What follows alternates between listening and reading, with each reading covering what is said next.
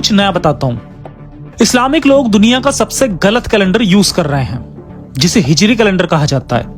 यह कैलेंडर लगभग 354 दिन का है और इस्लामिक जनता सोलर ईयर से हर साल 11 दिन पीछे रह जाती है। जी हाँ, ये बात जब मैंने अपने ऑफिस में एक मोमिन फ्रेंड को बताई जो नहीं जानता कि मैं ही जफर हेरेटिक हूं, तो वो हैरान रह गया और बोला कि अच्छा, इसी वजह से उसके बचपन में ईद सर्दियों के मौसम में आती थी और अब गर्मियों में आने लगी। लेकिन जैसे जैसे वो बड़ा हुआ तो उसे लगा कि ऐसा होता ही है, लेकिन आज उसे एग्जैक्ट रीजन पता चला। दरअसल ये 11 दिन का गैप ही है जिसकी वजह से हर 3 साल में ईद लगभग 1 महीना शिफ्ट हो जाती है और लगभग 35-36 साल के बाद ईद वापस अपनी जगह पर आ जाती है।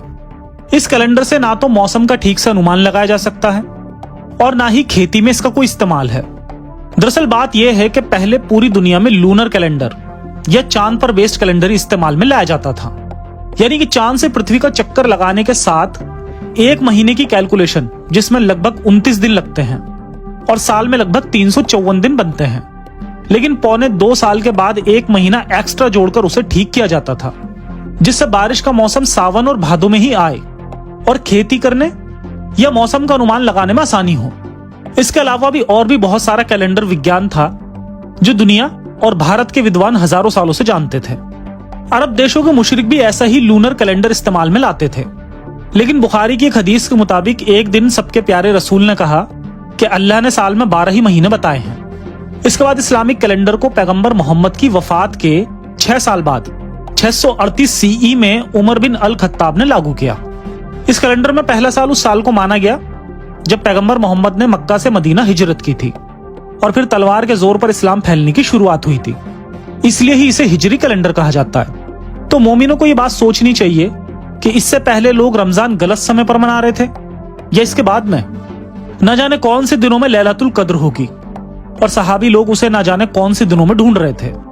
354 दिन का साल लेकर वो लोग बैठे हैं जो आज तक जाकिर नालायक की वीडियोस देखकर खुद को बहुत ही इंटेलिजेंट और इस्लाम को बहुत ही साइंटिफिक बोलते हैं।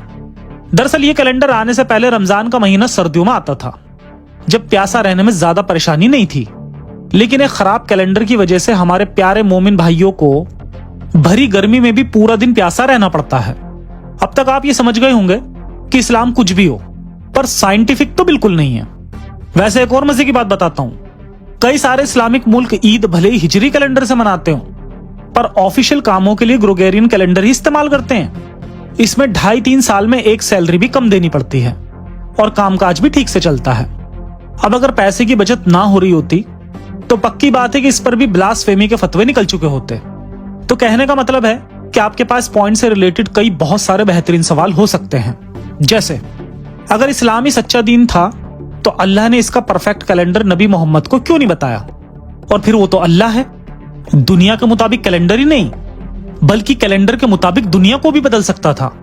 यानी सोलर सिस्टम में फेरबदल करके वो 354 दिन में अर्थ को सन के चक्कर लगवा सकता था। लेकिन ऐसा करता भी कैसे? उसे तो ये भी नहीं पता कि अर्थ सन के चक्कर लगाती है या सन अर्थ के। वो तो 1400 साल पुरानी अपनी आयतों में यही बोलता रहा कि चांद और सूरज चलते जा रहे हैं। सूरज उसके तख्त के नीचे रुककर बस परमिशन लेता है और फिर चल पड़ता है, क्योंकि अर्थ पर खड़े इंसान को यही लगता है कि ये दोनों चले जा रहे हैं। एक जगह भी जमीन के घूमने या गोल होने या सूरज के चक्कर लगाने की कोई बात कुरान की किसी आयत में नहीं मिलेगी। इनफैक्ट ये भी नहीं मिलेगा कि सूरज भी बाकी तारों की तरह एक तारा है। इस मुद्दे पर कुछ सवाल आप लोग खुद भी लिखकर कमेंट में बता सकते हैं। आइए